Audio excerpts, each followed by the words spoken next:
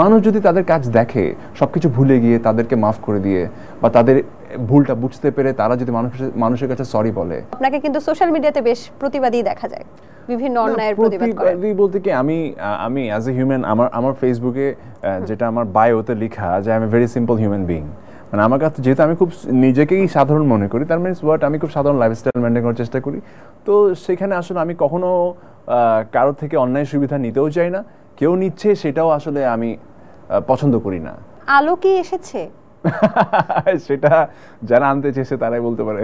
আচ্ছা, তাদের জীবনে কি আসলে আলো আসছে নাকি ভবিষ্যতে আসবে নাকি অন্ধকার নেমে এসেছে এখন? আমার কাছে তো মনে হচ্ছে ডেফিনেটলি এখন ওনাদের লাইফে ঘোর অন্ধকার, বাট আমি বলবো যে ঘোর অন্ধকার এটা চিন্তা করার কোনো দরকার নেই।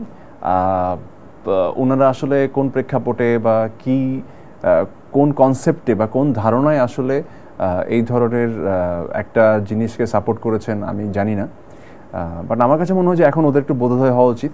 কারণ এটা ট্রু যে গত জুলাই মাস হতে শুরু করে এই অগাস্ট পর্যন্ত যে সিচুয়েশনটা তৈরি হয়েছে, এখানে অনেকগুলো এত বড় বড় বিষয় ঘটেছে যেগুলো হয়তো বা আমাদের 250-টিরও বেশি ডিজাইন অপশন নিয়ে ওয়ালটন স্মার্ট ফ্রিজ, বোঝে আপনার প্রয়োজন। ধ্যান ধারণার বাইরে মানে আইন প্রণেতা সংস্থাগুলো আছে, তারাই কিন্তু সাধারণ মানুষের উপর যথেষ্ট টর্চার করেছে, যেটা আসলে নর্মাল হিউম্যান রাইটস অনুযায়ী সেটা আমরা কেউ সহ্য করব না, সে দোষী হোক বা সে দোষী না হোক। দেশে তো বিচার ব্যবস্থা আছে, আমি যদি কোনো দোষ করি আপনি আমার বিচার করেন, আপনি তো আমাকে গুলি করে মেরে ফেলতে পারবেন না। আমাদের সবার পয়েন্ট ছিল একটাতেই। আমার কাছে মনে হয় কি একজন শিল্পীর আসলে একটা এমন একটা স্ট্যান্ডে থাকা উচিত যে স্ট্যান্ডটা হবে দেশের জন্য, সর্বসাধারণের জন্য, নির্দিষ্ট কোনো দলের জন্য না।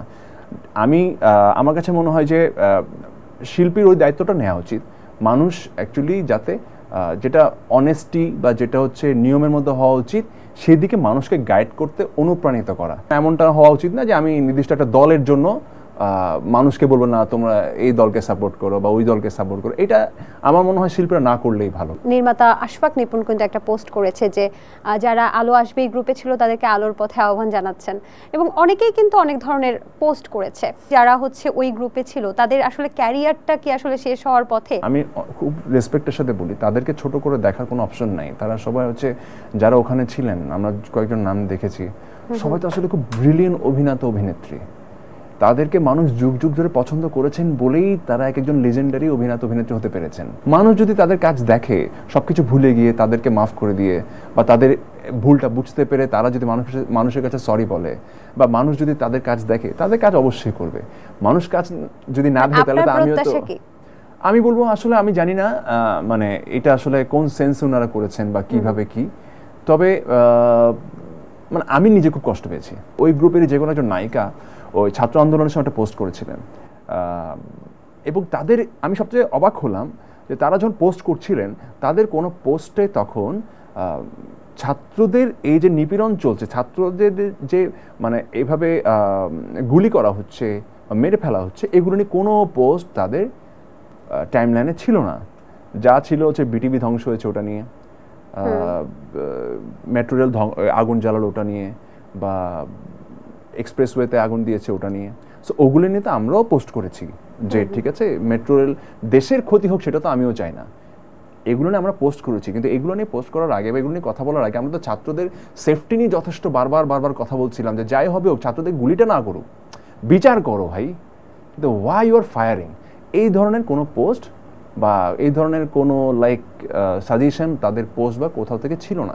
এটা ছিল খুবই দুঃখজনক। সো যে কোনো একজন নায়িকার পোস্টে আমি কমেন্ট করেছিলাম যে আপনারা বিটিভিতে গিয়ে কাঁদছেন, দ্যাটস গুড, বুঝলাম, কিন্তু একটা পোস্ট কি ছাত্রদের পক্ষে করা যেত না? এইটা নিয়ে কথা বলছেন না কেন? Why? If you are working with government, please try to make government understand যে এটা রং হচ্ছে। আমি যে কমেন্টটা করছি সাথে সাথে ওইটা ডিলিট করে দিয়েছে। তখন আমার খুব খারাপ লাগে যে নো, এরা আসলে দলের মোহে মানুষের কথা ভুলে গেছে। আচ্ছা, আপনি কি তাদের নাম বলতে চাচ্ছেন, মানে কার কথা? না, এটা হয়েছিল সোহানা সাবার সাথে। সোহানা সাবা একটা পোস্ট করেছিল, সোহানা সাবার পোস্টে আমি এটা কমেন্ট করেছিলাম আর কি, যে আপনারা বিটিভি নিয়ে কথা বলছেন, আপনারা সবকিছু নিয়ে কথা বলছেন, ছাত্রদেরকে নিয়ে একটু কথা বলেন।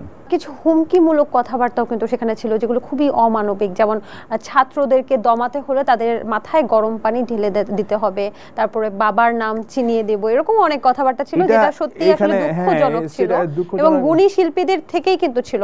আপনি একটা বিষয় কি দেখেছেন কিনা, সেখানে আপনার সাথেই কাজ করেছে, অনেকগুলো কাজ করেছে, যেমন আমি যদি বলতে পারি চাই যে সাদিয়া আইমান আপু, তার কিন্তু একটা ছবি, তার একটা পোস্ট কিন্তু সেখানে সেই গ্রুপে দেওয়া হয়েছিল। তো যদি ছাত্র আন্দোলন বা বৈষম্য বিরোধী ছাত্র আন্দোলনটা যদি সফল না হতো, তাহলে কি এই শিল্পী বা সাংবাদিক যাদের ছবি, যাদের স্ক্রিনশট ওই গ্রুপে দেওয়া হচ্ছিল, সেই মানুষগুলোর উপরেও কি এই গরম পানি ঢেলে দেওয়ার মতো কার্যক্রম হতো? এর চেয়ে খারাপ কিছু হতে পারতো, কারণ ওরা তো লিস্ট করছিল না ওই গ্রুপে যাদের স্ক্রিনশট নিয়ে বা যারা ছাত্রদের পক্ষে কথা বলেছে তাদেরকে নিয়ে যেহেতু পোস্ট করা হয়েছে, দ্যাট মিনস হোয়াট, ওরা তো ওই ডাটাটা নিচ্ছিল। তো সামহাউ যদি গভর্নমেন্ট স্টে করে যেত, ডেফিনেটলি এদের বিরুদ্ধে অ্যাকশনে যেত, এটা তো অবশ্যই যেত।